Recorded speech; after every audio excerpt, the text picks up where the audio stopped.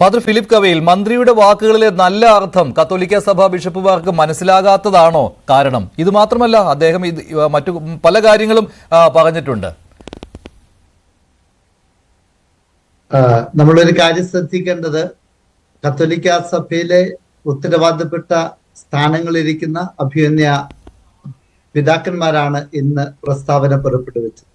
കത്തോലിക്ക കോൺഗ്രസിനെ സംബന്ധിച്ചിടത്തോളം കത്തോലിക്ക കോൺഗ്രസിന്റെ ബിഷപ്പ് ലെഗേറ്റ് ആയിരിക്കുന്ന അഭിമന്യമാർ റെമിജിസ് ഇഞ്ചനാനി പിതാവ് വളരെ കൃത്യമായ ഭാഷയിൽ വ്യക്തമായിട്ട് തന്നെ കാര്യങ്ങൾ അവതരിപ്പിച്ചതിൽ ഞങ്ങൾക്ക് സന്തോഷമുണ്ട്. കത്തോലിക്ക കോൺഗ്രസ് ഈ നാളിതുവരെ പറഞ്ഞുകൊണ്ടിരുന്ന കാര്യം തന്നെയാണിത്. അതായത് ഈ നാട്ടിലെ സാധാരണക്കാരായ മലയോര നിവാസികൾക്ക് ഗ്രാമങ്ങളിൽ വനത്തിനോട് ചേർന്നുള്ള ഗ്രാമങ്ങളിൽ താമസിക്കുന്ന സാധാരണക്കാരായ മനുഷ്യരുടെ ജീവൻ നഷ്ടപ്പെടുന്ന ഒരു അവസ്ഥ ഈ വന്യജീവി ആക്രമണത്തിലൂടെ സംജാതമായിട്ട് കാലങ്ങളായി. അതിനെക്കുറിച്ച് കത്തോലിക്ക കോൺഗ്രസിന്റെ സമുന്നതരായ നേതാക്കന്മാർ പലതവണ ഗവൺമെന്റിന് മുന്നറിയിപ്പ് കൊടുത്തതാണ്. അതൊന്നും കത്തോലിക്ക കോൺഗ്രസിന് വേണ്ടി മാത്രമായിരുന്നില്ല. ഈ നാട്ടിലെ വിവിധ വിഭാഗങ്ങളിൽപ്പെട്ട വ്യത്യസ്ത മതങ്ങളിൽപ്പെട്ട വ്യത്യസ്ത രാഷ്ട്രീയ പ്രസ്ഥാനങ്ങളിൽപ്പെട്ട ആളുകളുടെ ജീവനുകളാണ് ഇവിടെ നഷ്ടപ്പെട്ടിരിക്കുന്നത്. അതിനെതിരെ അഭിമന്യ പിതാക്കന്മാർ പ്രതികരിക്കുമ്പോൾ അതിനെ പുച്ഛത്തോടെ കാണുന്നതൊന്നും ഈ നാടിന് ചേർന്നതല്ല. അഭിമന്യ പിതാവ് പറഞ്ഞത് ഒരു വ്യക്തിയെ അല്ല സൂചിപ്പിച്ചത്, ആ വ്യക്തി ഇരിക്കുന്ന സ്ഥാനത്തിന് യോജിച്ച വിധത്തിൽ ഉത്തരവാദിത്വം നിറവേറ്റുന്നില്ല എന്നാണ്. പക്ഷേ ഫാദർ ഫിലിപ്പ് കവയിൽ, മന്ത്രി എപ്പോഴും ചോദിക്കുന്നത് ഞാൻ എന്ത് ചെയ്യാനാണ് എന്നാണ്. അദ്ദേഹം പറയുന്നത് കേന്ദ്ര വനം വന്യജീവി നിയമം അതവിടെ ഉണ്ടല്ലോ, അത് നിലനിൽക്കുന്ന സമയത്ത് ഞങ്ങൾ എന്ത് ചെയ്യും, സംസ്ഥാന സർക്കാർ എന്ത് ചെയ്യും, ഞാൻ മന്ത്രി ആയതുകൊണ്ടാണോ ഇങ്ങനെയൊക്കെ ആനകൾ നാട്ടിലേക്ക് ഇറങ്ങുന്നത് എന്നുള്ള ചോദ്യങ്ങളൊക്കെയാണ് മന്ത്രി ഉന്നയിക്കുന്നത്. അതായത് ഒരു നിസ്സഹായനായ മന്ത്രിയെയാണ് നമ്മൾ കാണുന്നത്. കടുവ ഇറങ്ങിയ സമയത്ത് വെടിവെക്കാനുള്ള ഓർഡർ ഇടാൻ കഴിഞ്ഞിരുന്നു വനം വകുപ്പിന്, പക്ഷെ അതുപോലും മടിച്ചാണ് ചെയ്തത്. കേന്ദ്ര വനം വന്യജീവി നിയമത്തിൽ ചില വകുപ്പുകളുണ്ട്, അതനുസരിച്ച് വേണമെങ്കിൽ സർക്കാരിന് ഇടപെടാം. മനുഷ്യജീവന് ഭീഷണിയാണെങ്കിൽ അതനുസരിച്ച് പ്രവർത്തിക്കുവാൻ സംസ്ഥാന സർക്കാരുകൾക്ക് കഴിയും എന്നുള്ളത് അറിയാവുന്ന കാര്യമാണ്. പക്ഷെ അത് എങ്ങനെ പ്രയോഗിക്കണമെന്ന് വനം മന്ത്രിക്കും അറിയില്ല. അദ്ദേഹം അതുകൊണ്ട് തന്നെ സങ്കോചത്തോടു കൂടിയാണ് ഇതിനെ സമീപിക്കുന്നതും. അപ്പോൾ നിസ്സഹായനായ ഒരു മന്ത്രിയുടെ വാക്കുകളല്ലേ ഇതെല്ലാം? അതല്ലാതെ അദ്ദേഹം പരിഹസിക്കാൻ ഉദ്ദേശിച്ചുകൊണ്ട് ചെയ്യുന്നതാണോ? നിസ്സഹായതയാണോ ഇവിടുത്തെ വിഷയം? കാരണം ഒരു മനുഷ്യന്റെ ജീവൻ നഷ്ടപ്പെടുമ്പോൾ, സാധാരണക്കാരായ പൗരന്മാരുടെ ജീവന് ഭീഷണി ഉണ്ടാവുമ്പോൾ എനിക്കതിന് എങ്ങനെ പ്രതികരിക്കണം, എങ്ങനെ പ്രതിരോധിക്കണമെന്ന് അറിയില്ല എന്ന് പറഞ്ഞാൽ അതിന് പരിഹാരമാണോ? അത് മാത്രമല്ല, ഒരു സർക്കാരിനെ എന്തിനാണ് ഇവിടെ സാധാരണക്കാരായ ജനങ്ങൾ തെരഞ്ഞെടുത്തിരിക്കുന്നത്? ഈ സർക്കാർ, ജനാധിപത്യ സർക്കാരിനെ നമ്മൾ ഓരോരുത്തരും നമ്മുടെ വിലയേറിയ വോട്ടുകൾ കൊടുത്ത് തെരഞ്ഞെടുത്തത് നമ്മുടെ ജീവന് സ്വത്തിന് സുരക്ഷിതത്വം കിട്ടാൻ വേണ്ടി തന്നെയാണ്. ആ ഒരു ഉത്തരവാദിത്തം, കടമ അവർ നിർവഹിക്കുന്നില്ലെങ്കിൽ അത് നിർവഹിക്കുന്നതിൽ പരാജയപ്പെട്ടു എന്ന് അഭിമന്യ പിതാക്കന്മാരും കത്തോലിക്ക കോൺഗ്രസിന്റെ സമുന്നതരായ നേതാക്കന്മാരും വളരെ കൃത്യമായി തുറന്നു പറയുമ്പോൾ അത് വ്യക്തിയെ ഉദ്ദേശിച്ചല്ല. ഈ നാട്ടിലെ ജനങ്ങൾക്ക് സമാധാനം വേണം, സന്തോഷം വേണം, സ്വസ്ഥമായിട്ട് ജീവിക്കണം. അതിനുവേണ്ടിയാണ് പറയുന്നത്. അതിനെ വ്യക്തിപരമായി എടുക്കാതെ ആ പറയുന്നതിന്റെ കാര്യം മനസ്സിലാക്കി തെറ്റുകൾ തിരുത്തുകയാണ് ഒരു ജനാധിപത്യ സർക്കാരിന്റെ ഭൂഷണം. അല്ലെങ്കിൽ ഈ നാട്ടിലെ ജനങ്ങൾ പ്രതികരിക്കുമെന്നതിൽ യാതൊരു സംശയവുമില്ല. ഈ കേന്ദ്രത്തെ കേരളം കുറ്റം പറയുകയും കേരളത്തെ കേന്ദ്രം കുറ്റം പറയുകയും ചെയ്തുകൊണ്ടിരിക്കുന്ന രീതി കണ്ട് ഇവിടുത്തെ സാധാരണക്കാരും അടുത്തു കഴിഞ്ഞിരിക്കും. കാരണം അവർക്ക് സുരക്ഷിതത്വമില്ല. ഞങ്ങൾ ആരുടെയും പക്ഷത്തല്ല. ഞങ്ങൾ കേന്ദ്രത്തെ അന്യായമായി സപ്പോർട്ട് ചെയ്യുകയോ കേരളത്തെ അന്യായമായി വിമർശിക്കുകയോ ചെയ്യുന്നവരല്ല. കേന്ദ്രമായാലും കേരളമായാലും സത്വരമായ നടപടികൾ സ്വീകരിച്ച് പാവപ്പെട്ട മനുഷ്യന്റെ ജീവന് സുരക്ഷിത അങ്ങനെ ഒരു വിമർശനം കൂടിയുണ്ട് ഫാദർ ഫിലിപ്പ് കവയിൽ. അതായത് സംസ്ഥാന സർക്കാരിനെയും വനം മന്ത്രിയെയും പ്രതിക്കൂട്ടിലാക്കുന്ന കത്തോലിക്ക സഭ ബിഷപ്പുമാരും കത്തോലിക്ക കോൺഗ്രസും ഒക്കെ ഈ കേന്ദ്രത്തിലേക്ക് പോയ MP-മാരുണ്ടല്ലോ, അവരിൽ സമ്മർദ്ദം ചെലുത്തുകയോ അല്ലെങ്കിൽ കേരളത്തിൽ നിന്ന് പോയ കേന്ദ്രമന്ത്രിമാരിൽ സമ്മർദ്ദം ചെലുത്തുകയോ ചെയ്യുന്നില്ലല്ലോ കേന്ദ്ര വനം വന്യജീവി നിയമത്തിൽ മാറ്റം വരുത്തുവാൻ അല്ലെങ്കിൽ ഇളവുകൾ നൽകുവാൻ എന്നുള്ള ഒരു ആക്ഷേപം കൂടിയുണ്ട്. വനം മന്ത്രിയെ ഒറ്റയ്ക്കിട്ട് ആക്രമിക്കുന്ന സംസ്ഥാന സർക്കാരിനെതിരെ പറയുന്നു എന്നുള്ളതാണ്. ഇല്ല, ഞങ്ങൾ വളരെ കൃത്യമായിട്ട്, ഞങ്ങൾ ഒരിക്കലും ഒരു പക്ഷം പിടിച്ച് സംസാരിച്ചിട്ടില്ല. കത്തോലിക്ക കോൺഗ്രസിന്റെ സമുന്നതരായ നേതാക്കന്മാര്, ബിഷപ്പുമാരടക്കം കേന്ദ്ര ഗവൺമെന്റിനും കേന്ദ്രമന്ത്രിമാർക്കും നിവേദനം കൊടുത്തിട്ടുണ്ട്. ഞങ്ങൾ തന്നെ ഒപ്പിട്ട് ഭീമ ഹർജി പ്രധാനമന്ത്രിക്കും കേന്ദ്രമന്ത്രിമാർക്കും അയച്ചിട്ടുണ്ട്. അന്ന് നമ്മുടെ കത്തോലിക്ക കോൺഗ്രസിന്റെ ബഹുമാനപ്പെട്ട പ്രസിഡന്റ്, ഗ്ലോബൽ പ്രസിഡന്റ് ബഹുമാനപ്പെട്ട പ്രൊഫസർ രാജീവ് കൊച്ചുപറമ്പിൽ സാർ ഉൾപ്പെടെയുള്ള സമിതി വലിയ ഒപ്പ് ശേഖരണം നടത്തി പ്രധാനമന്ത്രിക്ക് വരെ അയച്ചിട്ടുണ്ട്. അതൊന്നും എന്തേ വരുന്ന കാണാത്തത്? ഞങ്ങൾ ആരെയും അന്യായമായി സപ്പോർട്ട് ചെയ്യുകയല്ല. ഈ നാട്ടിലെ ജനങ്ങൾക്ക് ഇവിടെ ജീവിക്കണം, അതാണ് പ്രശ്നം. എത്രയോ ആളുകളാണ് ഇവിടെ മരിച്ചു വീഴുന്നത്, അതെന്താ കാണാത്തത്? ഇവിടെ മന്ത്രിയുടെ പ്രശ്നമല്ല നമ്മളുടെ പ്രശ്നം, ജനങ്ങൾക്ക് ജീവിക്കണം എന്നുള്ളതാണ് പ്രശ്നം. നമ്മള് ഒരു ഗവൺമെന്റിനും എതിരല്ല, പക്ഷെ ഗവൺമെന്റുകൾ അവരുടെ ഉത്തരവാദിത്വം നിറവേറ്റണ്ടേ? പിന്നെ ആരോടാണ് നമ്മൾ പരാതിപ്പെടുക? ബഹുമാനപ്പെട്ട വനം വന്യജീവി വകുപ്പ് മന്ത്രിക്ക് അറിയില്ല എന്ന് പറയുന്നത് ശരിയല്ല. അതറിയണം. എങ്ങനെ ഈ കാട്ടുമൃഗങ്ങളെ കാട്ടിൽ നിർത്താമെന്നറിയണം. ഒരു മാർഗം പറഞ്ഞു തരാം, അദ്ദേഹം തന്നെ പറയുന്നുണ്ട്. ഞങ്ങൾക്ക് പല മാർഗങ്ങൾ പറയാനുണ്ട്. ഇത് നമ്മുടെ തന്നെ ചാനൽ ചർച്ചകൾ നമ്മൾ പലതവണ അത് പറഞ്ഞതാണ്. അതായത് വനത്തിലെ മൃഗങ്ങളുടെ എണ്ണം ക്രമാതീതമായി വർദ്ധിക്കുമ്പോൾ, വനത്തിന് ഉൾക്കൊള്ളാൻ സാധിക്കാത്ത വിധം വന്യജീവികൾ വനത്തിൽ പെരുകുമ്പോൾ അതിനെ കള്ളിങ് വഴി അല്ലെങ്കിൽ അതിന്റെ വംശത്തെ നിയന്ത്രിക്കണം. അത് നമ്മൾ പലതവണ പറഞ്ഞിട്ടുള്ള അതിനുള്ള വഴികൾ ഇവർ തേടണം. അല്ലെങ്കിൽ വനത്തിൽ മൃഗങ്ങൾ അവിടെ നിൽക്കാൻ, അവിടെ ഭക്ഷണം അവർക്ക് കിട്ടാത്ത സാഹചര്യമുണ്ടെങ്കിൽ, വെള്ളം കിട്ടാത്ത സാഹചര്യം ഉണ്ടെങ്കിൽ അതിന് വേണ്ട സംവിധാനങ്ങള് വനത്തിനുള്ളിൽ അവർ ക്രമീകരിച്ചു കൊടുക്കണം. അതിനുവേണ്ടിയല്ലേ ഈ വനപാലകരെ നമ്മൾ നിയമിക്കേണ്ടത്? ശരി, ശ്രീ ഫാദർ. ഈ 1972 കിരാത വന നിയമം ആര് കൊണ്ടുവന്നുവെന്ന് ബഹുമാനപ്പെട്ട നിയാസ് സാറിന് അറിയാമായിരിക്കുമെന്ന് ഞാൻ കരുതുകയാണ്. അദ്ദേഹം പറഞ്ഞ ആ വാക്കുകളില് ചില ഒളിയമ്പുകള് ഞാൻ കാണുകയാണ്. ഈ ആനത്താരയെ പറ്റി അദ്ദേഹം വാചാലമായിട്ട് വിവരിക്കുന്നത് കേട്ടു. 1950-60കളിലാണ് ഇവിടെ കുടിയേറ്റം നടന്നത്. ആ കുടിയേറ്റ ജനതയെ കളിയാക്കുന്ന വിധത്തിലാണല്ലേ അദ്ദേഹം പറയുന്നത് ഇവിടെ റോഡുകളും കെട്ടിടങ്ങളും പണിതുകൊണ്ടാണ് ആനത്താരകൾ ഇല്ലാണ്ട് പോയത്. ആനത്താരകൾ വനത്തിലാണ് ബഹുമാനപ്പെട്ട നിയാസ് സാറെ ഉള്ളത്, അല്ലാതെ ജനവാസ കേന്ദ്രത്തിലല്ല ആനത്താരകൾ ഉണ്ടാകേണ്ടത്.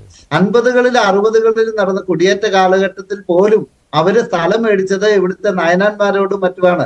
ആളുകളോട് വില കൊടുത്ത് വാങ്ങിയ സ്ഥലമാണ് വാങ്ങിയത്, അല്ലാതെ കാടല്ല മേടിച്ചത്.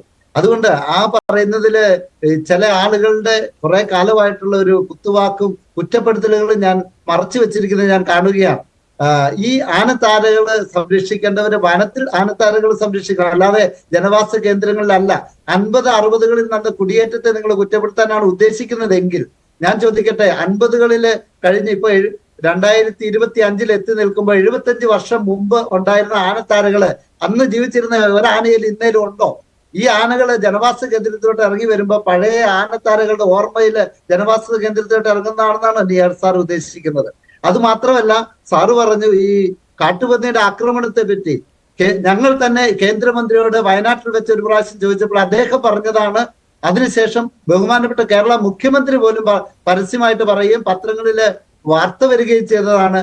ഓരോ പഞ്ചായത്ത് പ്രസിഡന്റിനും ഈ അധികാരമുണ്ട് ഈ കാട്ടുപന്നിയെ കൊല്ലാനുള്ള ഓർഡർ കൊടുക്കാൻ വേണ്ടി. അദ്ദേഹമാണ് അവിടുത്തെ ചീഫ് വൈൽഡ് ലൈഫ് വാർഡൻ എന്ന് തന്നെ ആ പദം ഉപയോഗിച്ച് പറഞ്ഞതാണ്.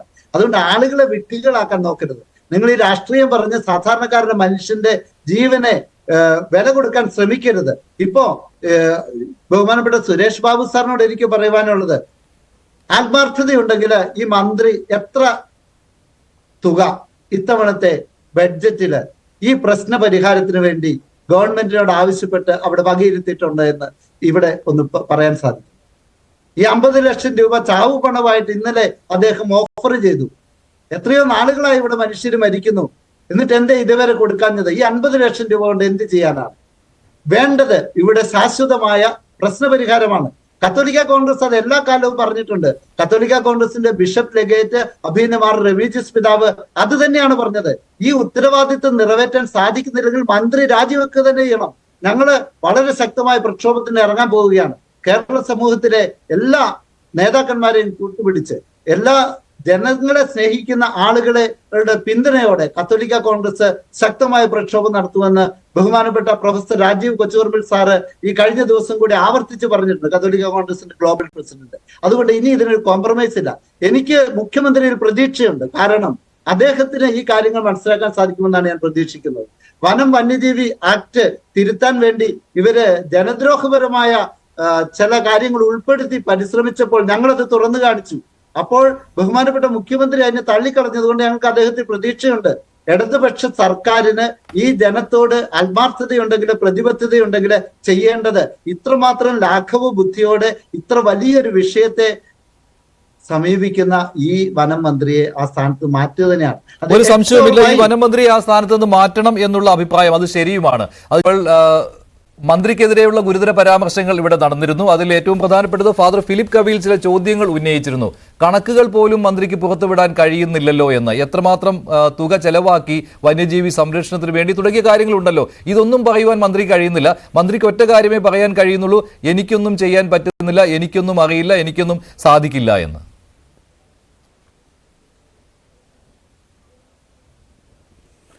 മഞ്ജുഷ, അതൊക്കെ ഒരു അടർത്തിയെടുത്ത വാചകങ്ങളുടെ ഒരു പുനരാവിഷ്കരണമാണ്. മന്ത്രി അങ്ങനെയൊന്നുമല്ല ഉദ്ദേശിക്കുന്നതും പറയുന്നതും. ഞാനായിട്ടുള്ള ഒരു നടപടികളിലൂടെ മാത്രം പരിഹരിക്കാൻ കഴിയുന്ന വസ്തുതയല്ല, അല്ലെങ്കിൽ കാര്യമല്ല ഈ അക്രമം. ഈ അക്രമം എന്ന് പറയുന്നത് മനുഷ്യരാണ് അല്ല, ഒരു ഭാഗത്ത് മനുഷ്യരും മറുഭാഗത്ത് തിരിച്ചറിവ് വളരെ കുറവുണ്ട് എന്ന് നാം കരുതുന്ന മൃഗങ്ങളുമാണ്. അപ്പോൾ എന്താണ് അതിനുള്ള പരിഹാരം? അതിന് പരിഹാരം കാണണമെന്നുണ്ടെങ്കിൽ ഞാൻ പറഞ്ഞല്ലോ, ഇപ്പോൾ ഞാൻ നേരത്തെ ഒരു കോടതി വിധിയെക്കുറിച്ച് പറഞ്ഞു.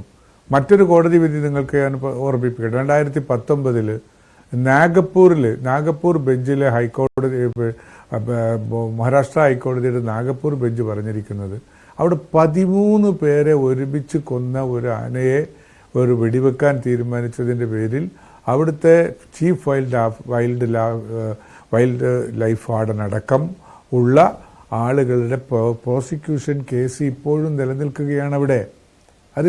ഇതൊരു വസ്തുതയാണ്. ഈ വസ്തുത മനസ്സിലാക്കേണ്ട വേണമല്ലോ. മനുഷ്യർ എന്ന ഒരു സംക്ഷേപണത്തിൽ ഈ പറയുന്ന ഉദ്യോഗസ്ഥന്മാരും ഒക്കെ പെടുന്നുണ്ട് എന്ന് നമുക്ക് ഊഹിക്കാൻ കഴിയുന്നതാണല്ലോ. ഇവിടെ നടപടികൾ പാലിച്ച് അത് നടപടിയുടെ പരിരക്ഷണത്തോടു കൂടി ഇത് ചെയ്യാം. ഇവിടെ ശ്രീജിത്ത് പണിക്കർ പറഞ്ഞിട്ടുണ്ടല്ലോ, for defence they can order for ഒരു വെടിവെക്കാൻ ഉത്തരവ് കൊടുക്കാം എന്ന് അദ്ദേഹം പറഞ്ഞിട്ടുണ്ട്. ചെയ്യാം, അത് ചെയ്തുകൂടാന്ന് ആ നിയമം പറഞ്ഞിട്ടില്ല. പക്ഷേ ഡിഫൻസ് എന്താണ്? സെൽഫ് ഡിഫൻസ് ആണ്. സെൽഫ് ഡിഫൻസ് ആണെന്ന് പറഞ്ഞാൽ എന്നെ ആക്രമിക്കാൻ വരുന്നത് കണ്ട് എനിക്ക് ഈ മൃഗത്തെ വെടിവെക്കാൻ ഉത്തരവ് കിട്ടിയാൽ എനിക്ക് വെടിവെക്കാം. അത് ഈ ആക്രമിക്കാൻ വരുന്ന മൃഗത്തിൻ്റെ മുമ്പിൽ നമുക്കിപ്പോൾ ഇതിൻ്റെ ഉത്തരവിനെ കുറിച്ച് കാണിക്കാനും കൊണ്ടുവരാനും ഒക്കെ കഴിയുമോ? നമ്മൾ പ്രായോഗികമായി ചിന്തിക്കേണ്ടുന്നൊരു വിഷയമാണ്. അപ്പം നിയമത്തിലെ ഭേദഗതി എന്താണ്? ഇത് സെൻസ് ചെയ്തുകൊണ്ട് ഇത്തരം മൃഗങ്ങളെ സെൻസ് ചെയ്യാൻ ഡിപ്പാർട്ട്മെന്റിന് അധികാരം കൊടുക്കുകയും ആ ഡിപ്പാർട്ട്മെന്റിന്റെ ഉദ്യോഗസ്ഥന്മാരുടെ തീരുമാനപ്രകാരം ഇവർ ഏതെങ്കിലും തരത്തിൽ മനുഷ്യരോട് അക്രമം നടത്തും എന്ന് തോന്നിയാൽ വെടിവെക്കാൻ കഴിയുന്ന വകുപ്പ് അതിനകത്തുണ്ടോ? അങ്ങനെയില്ല. ഓരോ വന്യജീവിയെയും, ഓരോ അക്രമത്തെയും, ഒരു സിംഗിൾ അറ്റാക്ക് ഓൺ മെൻ അത് ഈ ഒരു വന്യജീവിയായി അല്ലെങ്കിൽ അക്രമകാരിയായ ജീവിയായി പ്രഖ്യാപിക്കാനുള്ള നിർവചനത്തിൽ പെടുന്നില്ല. നിരന്തരമായി മനുഷ്യരെ ആക്രമിച്ചുകൊണ്ടിരിക്കുന്നു എന്ന് ബോധ്യം വരണം. ആ ആക്രമിക്കുന്ന മൃഗങ്ങൾ അല്ലെങ്കിൽ ആനകൾ, കടുവകൾ, വീരുകൾ എല്ലാം ഒന്ന് തന്നെയാണ് എന്ന് ബോധ്യപ്പെടണം. അങ്ങനെ ഒന്ന് തന്നെയാണെന്ന് ബോധ്യപ്പെട്ടാൽ ആ ബോധ്യപ്പെടലിന് സാക്ഷ്യപ്പെടുത്തേണ്ടുന്ന ആളുകൾ ആരൊക്കെ എന്നതിനെക്കുറിച്ച് പോലും നിർവചനത്തിലുണ്ട്. അത് പെർമനന്റ് കമ്മിറ്റിയാക്കാൻ പറ്റില്ല. ഓരോ ഇൻസിഡന്റ് നടക്കുമ്പോഴും അല്ലെ ഓരോ ഇൻസിഡന്റ് ഉണ്ടാകുമ്പോഴും ആ ഇൻസിഡന്റ് വെച്ച് അവിടുത്തെ ചീഫ് വൈൽഡ് ലൈഫ് വാർഡന്റെ പ്രതിനിധി, സർക്കാരിൻ്റെ പ്രതിനിധി, പഞ്ചായത്തിൻ്റെ പ്രതിനിധി, മൃഗഡോക്ടർ, അവിടുത്തെ ഒരു NGOയുടെ പ്രതിനിധി തുടങ്ങിയവരുടെ ഒരു കമ്മിറ്റി കൂടി ഇരുന്ന് ആ കമ്മിറ്റി എടുത്ത തീരുമാനം ഇത് വന്യജീവിയാണെന്ന് പറഞ്ഞ് അത് പിന്നെ ഫാദർ ഫിലിപ്പ് കവീൽ ഇതൊക്കെ നിയമത്തിൽ പറഞ്ഞ കാര്യങ്ങളാണ് കേട്ടോ, നിയമത്തിൽ പറയുന്ന കാര്യങ്ങളാണ്. അദ്ദേഹത്തിന് ഉത്തരവ് അതാണ് നമുക്ക് മാറ്റം വരുത്തണം.